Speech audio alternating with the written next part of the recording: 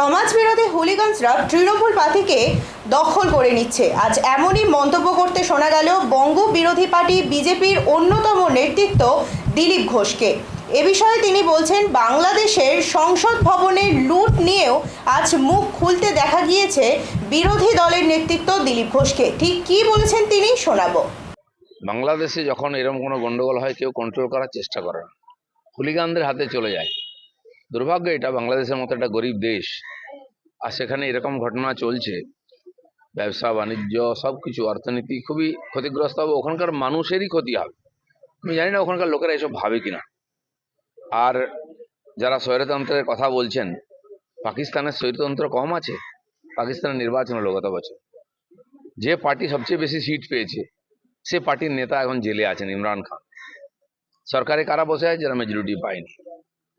আমার মনে হয় কোনো ইসলামিক দেশে বোধহয় গণতন্ত্র সফল হয় না, সেটা তার প্রমাণ। যাই হোক, কিন্তু আমরা পড়োশি দেশ হিসাবে সবসময় আমাদের চিন্তা থাকে, কিছু গন্ডগোল হলেই ওখানকার হিন্দুদের উপর অত্যাচার হয়, তারা পালিয়ে আসেন, আবার সেটা হচ্ছে। কিন্তু তাদের হয়ে কেউ কথা বলছে না, কেউ জামাতিদের কথা বলছে, কেউ স্বৈরতন্ত্রের কথা বলছে।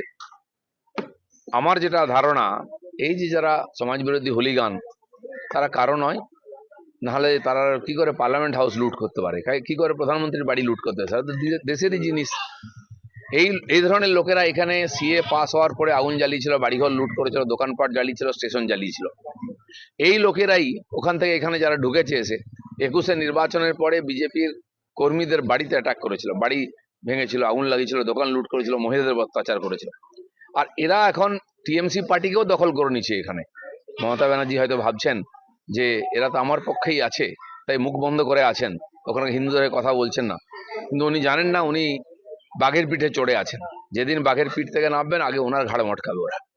যেন এক দিদি গেছেন, আরেক দিদি হয়তো সে রাস্তায় হাঁটছেন, তাদের ভবিষ্যৎটা যেন টিএমসি দেখে রাখে, তারা পশ্চিমবাংলায় কোন দিকে নিয়ে যাচ্ছে, এই আগুন থেকে কেউ বাঁচবে না। ভারত বিরোধী স্লোগান চলছে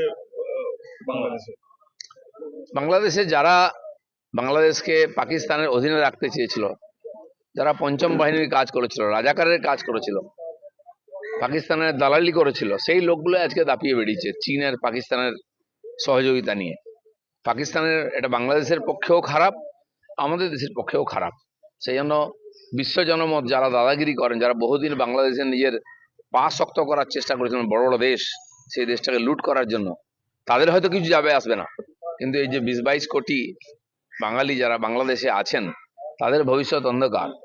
খালেদা জিয়া আর যাই হোক, হাসিনা এই দেশের অনেক উন্নতি করেছিলেন, বিভিন্ন দেশের সঙ্গে সমঝোতা করে সহযোগিতা নিয়ে সাধারণ মানুষের জীবন স্তরের উন্নতি করেছিলেন। কিন্তু কিছু কট্টর অন্ধবিশ্বাসী লোক, তারা এগুলো চায় না, কারো না কারো হয়ে কাজ করে।